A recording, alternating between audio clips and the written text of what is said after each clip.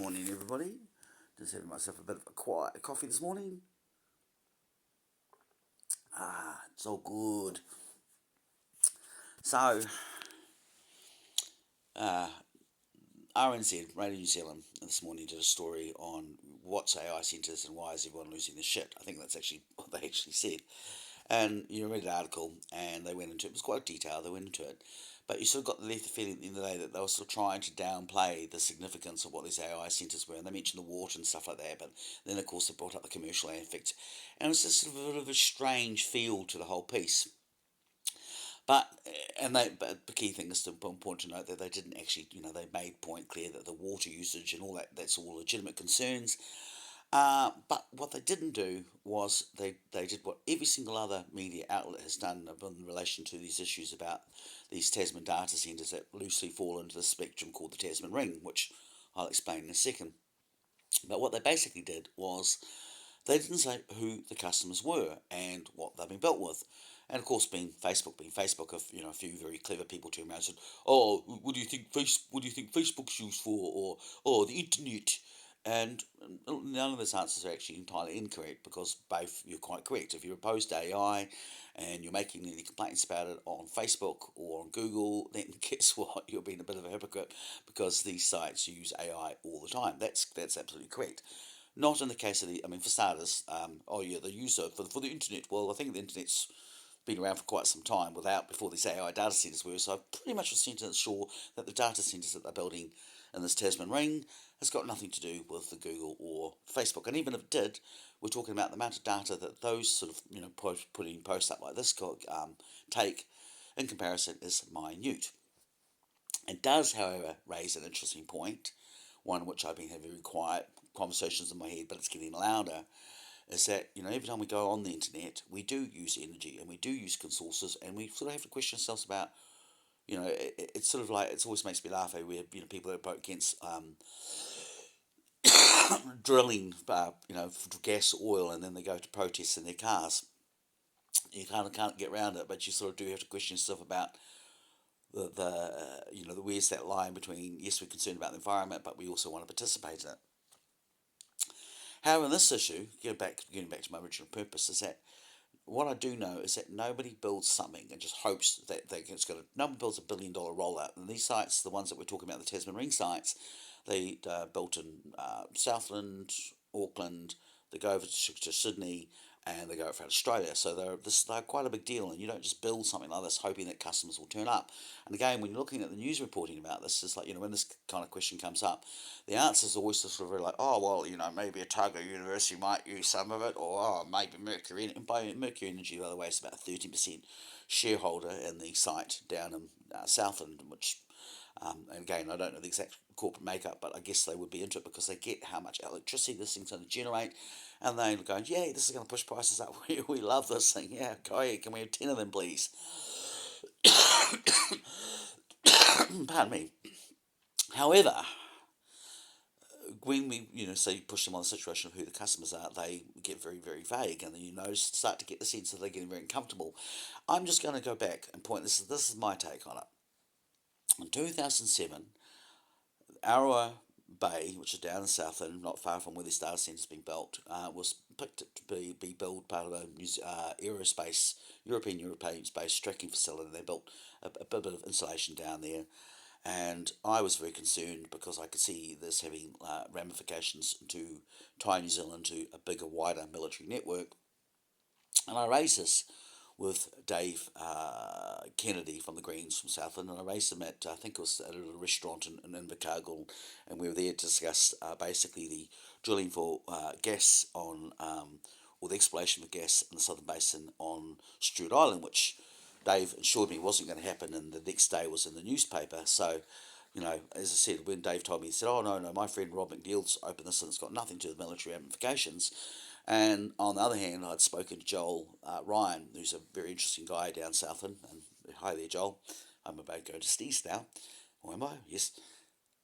Anyway, speaking to Joel, and he'd gone out there.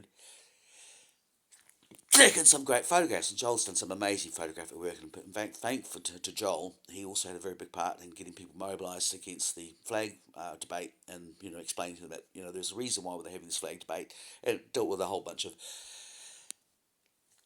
constitutional issues. Anyway, so he went out there, and he took some photographs, and I can't remember the name of the company was, but the company that was building this infrastructure, they definitely had a link to the military industrial complex. So I was a bit about Dave Kennedy going, well, Dave, problem with you, Dave, is you like being a Green MP, but you really don't want to rock the boat. You like being in the status quo, which is kind of how I feel about most Greens. I think they're kind of like, Tops is just an extension of them. They're basically yuppies, unfortunately, but that's me.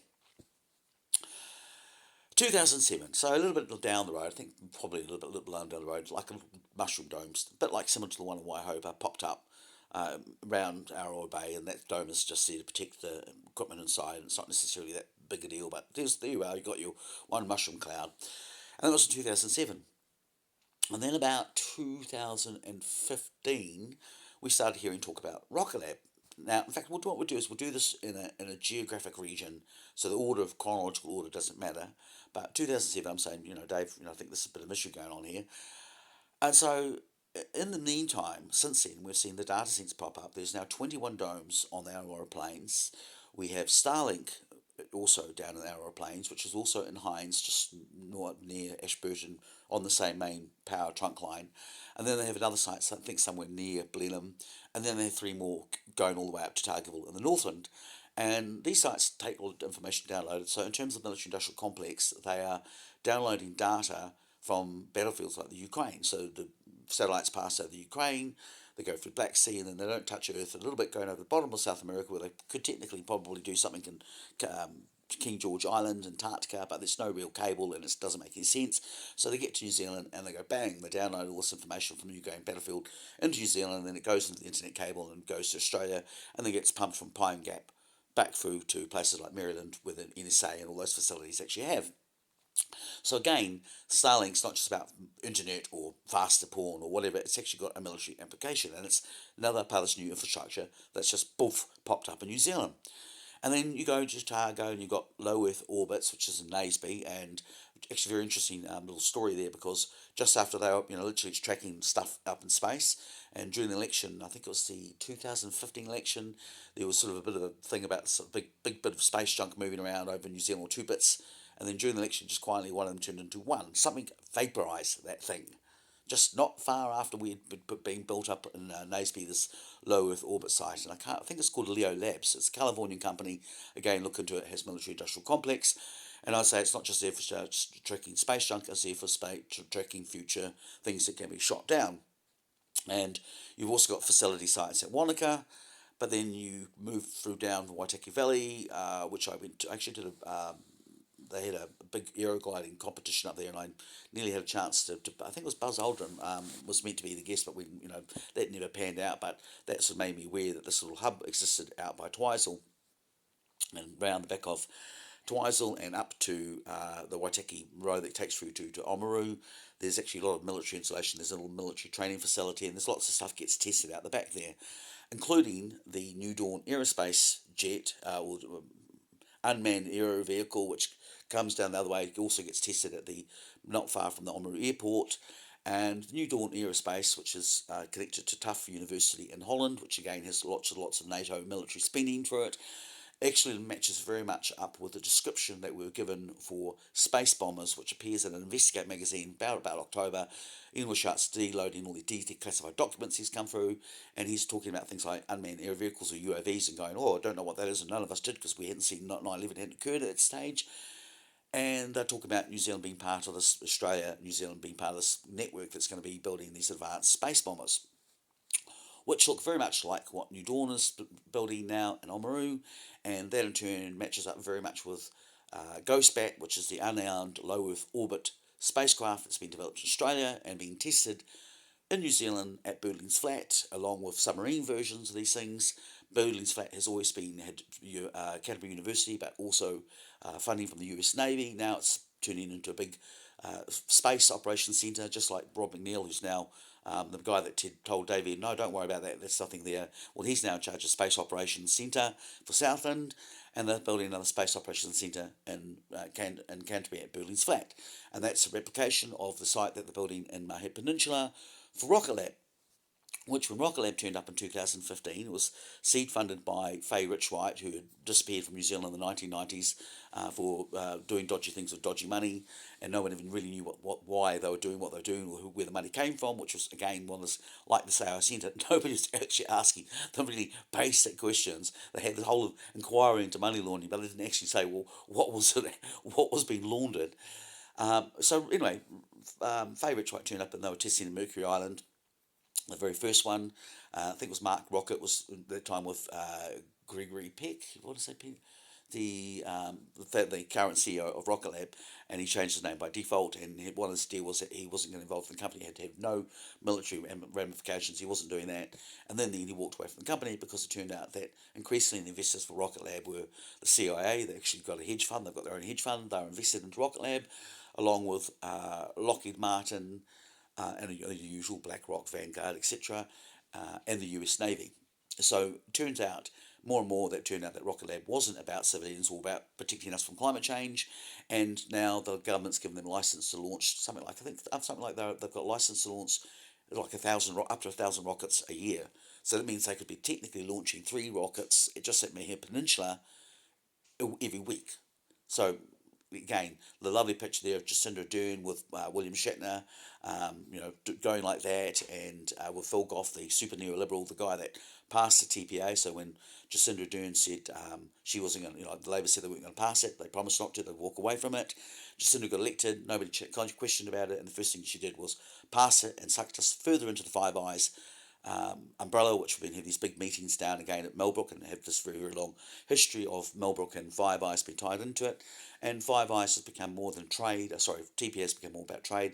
It's also become about military secrets, and it's become basically the economic arm of the Five Eyes Security Alliance. And again, that system has been taken over our universities, militarising our universities. So the research is now, it's very hard to get research that should be for everyone is now becoming privatised. It's becoming compartmentalised. So you and I actually don't get access to this information, but our good friends at the NSA and the CIA, so on, do. All of which is bad news for our country.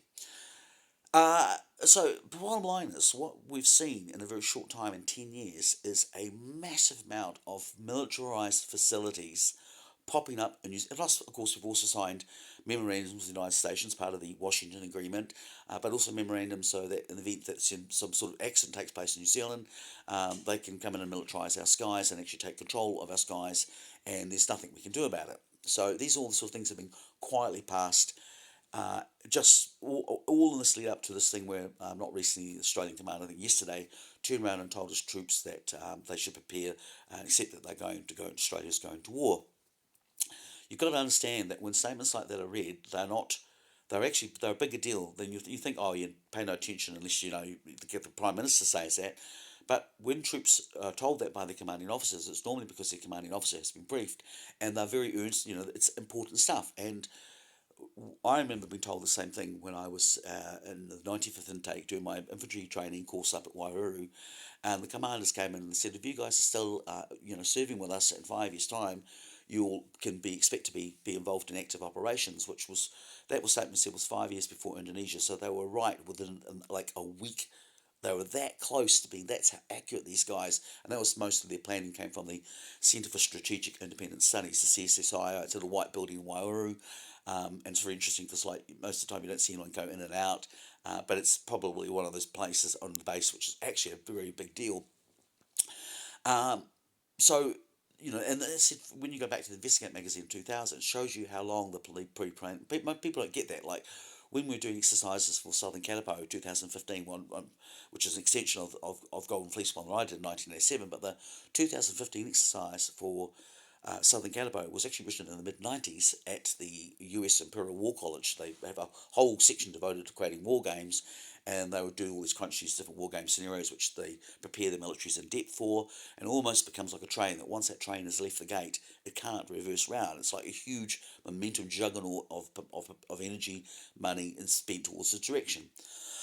That's where we're at now. The military complex, the people who do all the big deep thinking, have said that 10 years ago we are going to war, and now what we're seeing is, since COVID, is the practical rollout of these facilities, which all need AI. So, getting back to the original point of my video, the Tasman Ring, I believe, is basically it's the AI critical infrastructure for the military industrial complex that is determined to go to war. And I'm supposing that our opponents will be China, but regardless, this is where we're at. So, yes, we can't really afford to be complacent about these Five Eye centres. We minimally need to be put pressure on our political leaders to answer these basic questions. Why are these being built? Who are they being built for? And again, we need to start having a more honest, open conversation about this rollout of this huge military industrial complex, which New Zealand is becoming part of, which then becomes, because we're joined at the hip by the wallet. People are going, oh no, we can't not do that. We've got to go where the Americans go, and I'm saying to do so is actually it's a short term win. The long term win is actually very very scary, because this will not be a war that will be fought over in the northern hemisphere or on your screen. This is a war that's coming to you, and it's going to be horrifying and it's going to be brutal. And I've mentioned this before, and I will keep mentioning it because I think it just crystallises the point so well.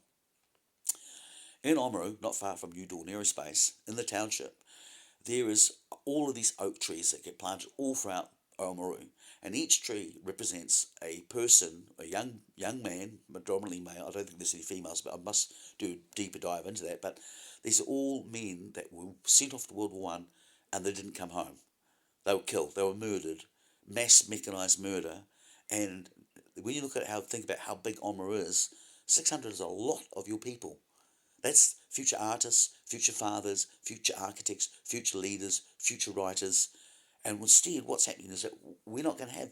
If we get sucked into this AI, what we're doing is we're going, actually, our humans as a resource, we don't matter. Our futures won't count. We're going to be put through the mincemeter because these people that want to have this war, they're more interested in machines. They're all more interested in making money for themselves. And that's what this is about. So, yes, don't be complacent about this issue, because unless you want to actually see, you said 600 trees. Look outside your window, look at your town. Imagine each of those super trees out there of the people that will die in your own town. The forest poof, pops up. That's what you're inviting in if you don't fight these AI centres. And on that note, I love you and leave you, and let's peace out.